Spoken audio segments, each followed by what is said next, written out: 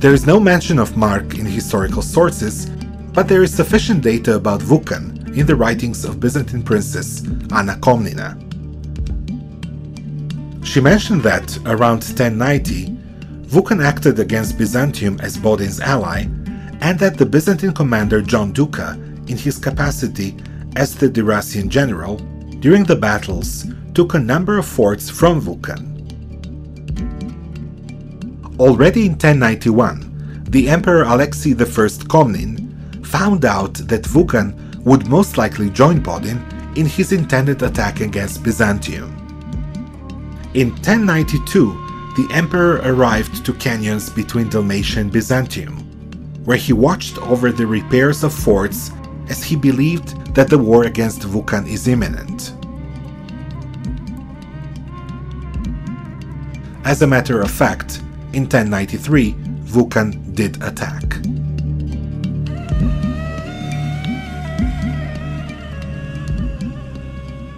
The aim of this attack was most probably Skopje, which he could reach only through Byzantine forts that protected the city.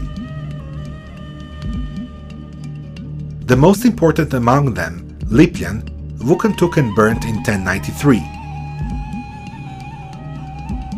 Byzantine armies sent to intercept him forced Vukan to temporarily give up further conquest and return to Zvečan.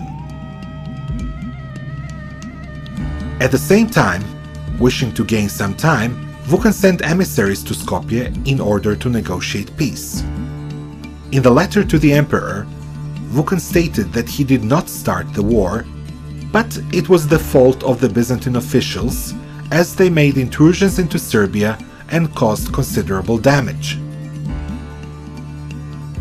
Promising not to attack Byzantium, Vukan offered as hostages some members of his own family.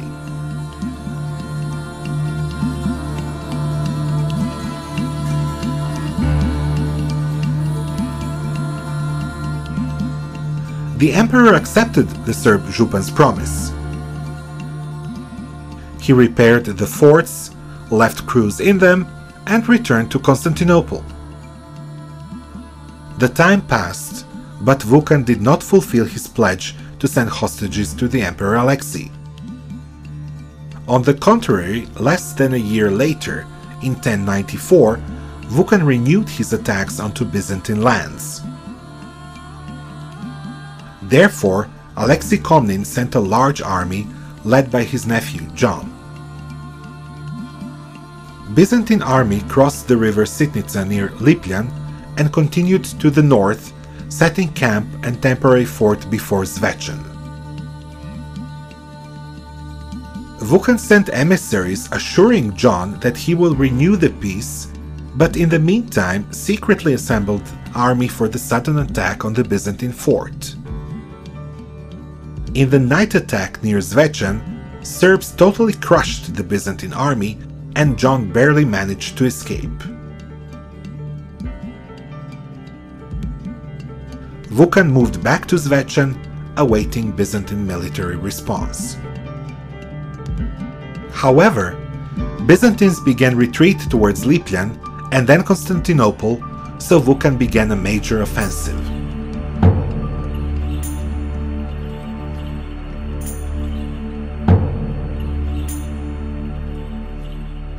He raided the vicinity of Skopje, turned towards Vranje, devastated the surrounding of Polovo, and then returned to Serbia with a huge loot. The Byzantine Emperor Alexei Komnin decided to pacify the Serb Župan himself, so he led the army to Lipljan and took it.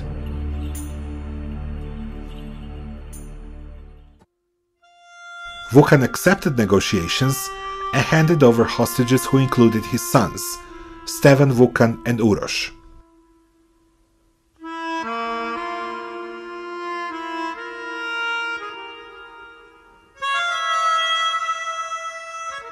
The handing over of hostages meant peace, and Vukan subjugated to the supreme authority of the emperor.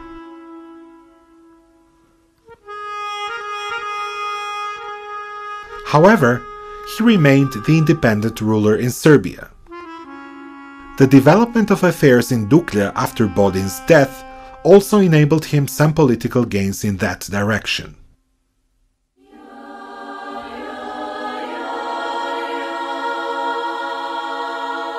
The king of Duklja, Vladimir, ascended to throne in 1100 or 1101 with the aid of Vukan, who gave him his daughter to marry.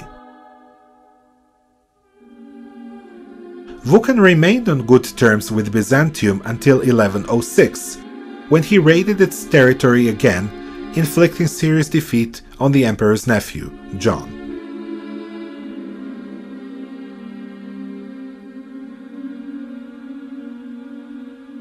Faced with a fresh Byzantine army, Vukan asked for peace and was granted one. He remained on good terms with the empire until the end of his reign. It is thought that he died around 1112.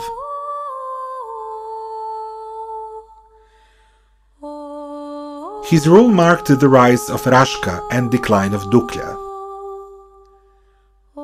The focus of power in Serb dukedoms shifted from Duklja to Rashka. The rise of Rashka will be temporarily interrupted by dramatic events following Vukan's death, when there was a conflict within the Serbian ruling family. Byzantium used its role of an arbiter so that Serbia would be ruled by someone more favorable towards Byzantium than towards Hungary, which also tried to influence the situation in Serbia. It could be said that by Vukan's descent from the historical stage, Serbia leaves the early Middle Ages. Economic reasons come more into the focus of intentions in politics of Serbian and Dukljan rulers.